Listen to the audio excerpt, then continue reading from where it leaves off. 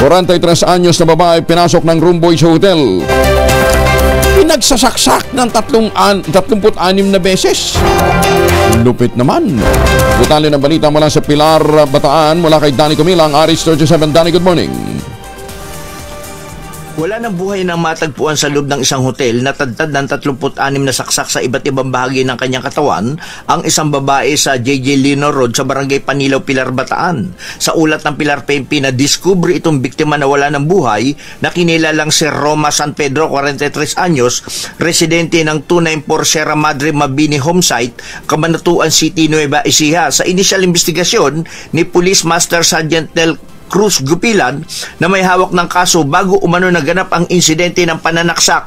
Naliligo umano ang biktima sa CR ng hotel. Nang pasukin ito na suspect na kinilalang si Mark Vincent Abawag Lauyon, 24 anyos, residente ng Barangay Rizal Dinalupihan, narumboy ito ng hotel na may duplicate ito na susi kaya nakapasok.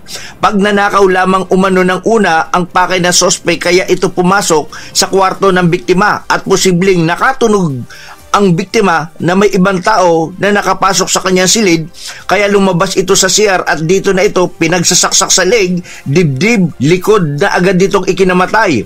Ayon sa salaysay ng testigo, nakasama ng biktima sa TESDA na naka-check-in din sa naturang hotel. Kaya sila nasa hotel ang kanilang grupo sa TESDA para dito ganapin ang kanilang seminar. Nakarinig sila ng sigaw nitong biktima kaya agad nilang pinuntahan sa kwarto at dito nakita itong duguan at maraming saksak sa katawan at wala ng buhay. Ang suspect bago nakapasok ang mga kasama ng biktima sa kwarto ay dumaan ito sa fire exit papunta sa kabilang kwarto kung saan dito na ito nagtago sa ilalim ng kama at nahuli ng mga responding police at na-recover din ang ginamit na patalim. Ang suspect ay nakakulong na ngayon sa Pilar Detention Facility at naharap ito sa kasong robbery with homicide. Danny Comilang, RH37, DCRH, una sa Pilipinas, una sa Pilipino. Maraming salamat na Danny. Maraming salamat din ho sa mga suki natin dyan sa Central Luzon, sa mga taga Pampanga, Mayapa, Bakikayungan.